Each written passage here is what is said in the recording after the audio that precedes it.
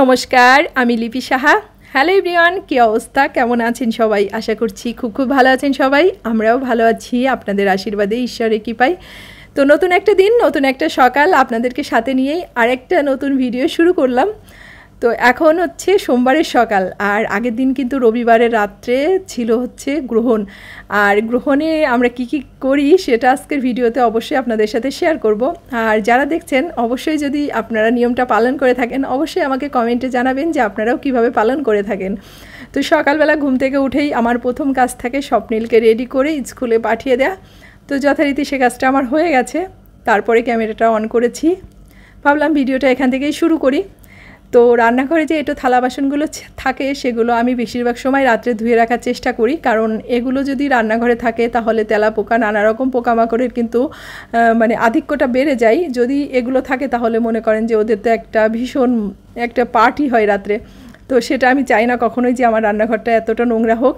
তো যাই হোক, কালকে যেহেতু মানে রবিবারের দিন রাত্রের কথা বলতেছি, ওই দিন রাত্রে যেহেতু গ্রহণটা ছিল তো খাওয়া দাওয়া আমরা 10টার মধ্যেই করে নিয়েছিলাম। তো তারপর আর থালা বাসনগুলো ধোয়া হয়নি, ওভাবেই আর কি ছিল। আর এজন্য সকালবেলা উঠে যেহেতু আমি ভেবেছিলাম রান্নাঘরটাকে তো পরিষ্কার করতেই হবে, তো সকালবেলা উঠেই এই কাজটাকে করে নিব। তো আসেন এখন বলি যে যদি গ্রহণটা লাগে তাহলে আমরা কি কাজ করি। তো গ্রহণটা যদি সেটা চন্দ্রগ্রহণ হোক বা সূর্যগ্রহণ হোক, যেটাই হোক না কেন, যদি বাংলাদেশে দৃশ্যমান হয় তাহলে সেটা আমরা পালন করে থাকি। শুধুমাত্র যারা গর্ভবতী আছেন তারা এই যে পালন করেন সেটা না, আমরা এখনও মানে যারা হিন্দুরা আছি অনেকেই এটা পালন করে থাকি। তো গ্রহণের ভিতরে খুব একটা সমস্যার কিছু নেই, শুধুমাত্র যে সময়টুকু আর কি গ্রহণটা লাগে ওই সময়টা আমরা খাওয়া দাওয়া করি না, বা গ্রহণের আগে যে রান্নাবাড়াগুলো থাকে সেগুলো থাকলে অনেক সময় ফেলে দিই। বা আমি দেখেছি যে আমার মাকে তুলসীর পাতা বা কাটা, বড়োর কাটা এগুলো দিয়ে রাখতে। তো এগুলো মনে হতো যে আমার কাছে কুসংস্কার, এগুলোর কোনো যুক্তি হয় না। তবে তারা অনেক আগের থেকে দিয়ে আসছে, মানে তাদের আগে যারা ছিল তারা এই কাজগুলো করে আসছে, তাই আমার মারাও এই কাজগুলো করে। কিন্তু আমি এটা করি না, আমি যথারীতি এটাকে অ্যাভয়েড করে চলি। আমি শুধুমাত্র মানে গ্রহণটা লাগার আগে যে রান্নাটা করি খুবই অল্প পরিমাণে রান্নাটা করি যেটা আমার লাগবে। আর আমি চাই না যে আমার যে বাকি খাবারটা থাক সেটা আমি ফেলে দিই বা নষ্ট করি। তো ওই রাত্রের মতোই রান্নাটা করেছিলাম। স্বপ্নিলের পাপা রাত্রে 7টা বাজে এসে খেয়ে গিয়েছিল, পরে ও তো আর খাইনি। আর আমি আর স্বপ্নিল 10টার মধ্যেই খাওয়া দাওয়া করে নিয়েছিলাম। তো স্বপ্নিলকেও আমি এই গ্রহণটাকে মানাই, মানে ওকে এক গ্লাস জলও খেতে দিই না। আর স্বপ্নিল এদিক থেকে খুবই ভালো, সে আর কি সব কিছুই শোনে আমার কথা, মানে সেও কিছু খেতে চায়নি, পরে আস্তে করে সে আর কি ঘুমিয়ে পড়েছিল। তো ওই যে গ্রহণটা ছুটে যাওয়ার পরে আমাদের সব কিছু পরিষ্কার করে স্নান টান করে তারপরে খাওয়া দাওয়াটা করতে হয়। তাই রান্নাঘরে সব কিছু পরিষ্কার করে হাঁড়ি পাতিল মেজে চুলাটাকে ভালো করে ধুয়ে মুছে পরিষ্কার করে যে স্নানটা করে এখন চলে আসছি। কিন্তু স্নানটা করার পরে ভীষণ গরম লাগছে জানেন তো। তো এখন ভাবছি যেহেতু রান্নাঘরে যাব অনেকক্ষণ, একটানা 3-4 ঘন্টা রান্নাঘরে কিন্তু কাজ করতে হবে আমার। সকালে নাস্তা বানানো শুরু করে দুপুরে রান্না সব কিছুই একবারে কমপ্লিট করব। তাই চুলটাকে আর ছাড়লাম না, যেহেতু চুলে শ্যাম্পু করেছিলাম তাই যে চুলটাকে একটু শুকনো গামছা দিয়ে বেঁধে নিলাম। আর এখন আমার কাজ শুরু। তো এত কথার মধ্যে একটা কথাই ভুলে গিয়েছিলাম বলতে, সেটা হচ্ছে গ্রহণটা কতক্ষণ ছিল। মানে এটা রাত 10:30 থেকে 1টা পর্যন্ত ছিল।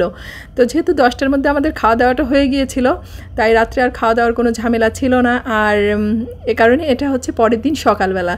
তো রান্নাঘরে এই যে নাস্তার সাথে আজকে হচ্ছে এই যে পেঁপের তরকারি করব। তো পেঁপের তরকারি খুবই একটা সিম্পল পেঁপের তরকারি, সেটা হচ্ছে 5 ফোড়ন তেলের পরে দিয়ে এটাকে একটু ছেকচি মতো করব, যেটা আমাদের ওইদিকে বলে আর কি। তো এই পেঁপের তরকারিটাও খেতে অনেক ভালো লাগে, কারণ এটা তেল মশলা একদমই থাকে না। আর সকালের জন্য খুবই একটা হেলদি খাবার জানেন তো। অনেক কষ্ট হচ্ছে নাস্তাটা বানাতেও, তারপরেও নিজের পরিবারে যখন একটু মানে ভরপুর খাবার দিতে পারি, সত্যি তারা যদি খুশি হয় তখন আমার এই কষ্টটাকে আর কষ্ট বলে মনে হয় না। তো এই কারণেই মানে বাইরে থেকে নাস্তা এনে খাওয়াটা খুব একটা পছন্দ করি না আমি। আর আমার যত কাজই থাক সকালবেলা বাসায় নাস্তাটা বানাই, কারণ বাইরের নাস্তাটা আসলে আমাদের পরিবারে কেউই খুব একটা খেতে পছন্দ করে না। প্লাস ওটা খেলে আমার স্বপ্নিল আমাদের দুইজনেরই ভীষণ আর কি গ্যাসের সমস্যা হয়, মানে গলা বুকটা জ্বলে যায়। তাই আমার যতটাই কষ্ট হোক না কেন আমি সবসময়ই চেষ্টা করি বাসায় আর কি নাস্তাটা বানানো। তো এই যে দেখেন এখানে পেঁপের সেক্সিটা হয়ে গেছে, আর পেঁপেটার মধ্যে একটু পাকা ছিল একটা পেঁপে, তো এই কারণেই সবজির কালারটা এরকমটা এসেছে। তো একটু পাকা পাকা থাকলে কিন্তু পেঁপেটা খেতে মিষ্টি মিষ্টিই লাগে, পেঁপের তরকারিটা আর কি। তো নাস্তা খাওয়ার পরে এই যে চা বানিয়ে নিয়েছি, কারণ আমরা বাসি পেটে কখনোই চা খাই না। নাস্তাটা খাওয়া শেষ, তাই চা বানিয়ে চাটাও খেয়ে নিয়েছি। আর এদিকে স্বপ্নিলের পাপা হচ্ছে কচ্ছপকে খাওয়াচ্ছিল। তো আমাদের কচ্ছপটার না বাইরে থেকে খাওয়ার অভ্যাসটাও ছোটোবেলা থেকেই নেই, তো তাই ও খেতে চায় না, ও সবসময় জলের মধ্যেই আর কি খাবারটা খায়। তো আজকে দেখলাম একটু খাচ্ছে, তাই আর কি আপনাদের সাথে একটু শেয়ার করলাম। তো ওদিকে স্বপ্নিলের পাপাও চলে গেছে, আর এখন মানে আমি অর্ধেকটা দুপুরে রান্না করে এসে যে স্বপ্নিলকে একটু পড়াতে বসেছি। তো আজকের ভিডিওটা এ পর্যন্তই। সবাই ভালো থাকবেন, দেখা হচ্ছে নেক্সট ভিডিওতে।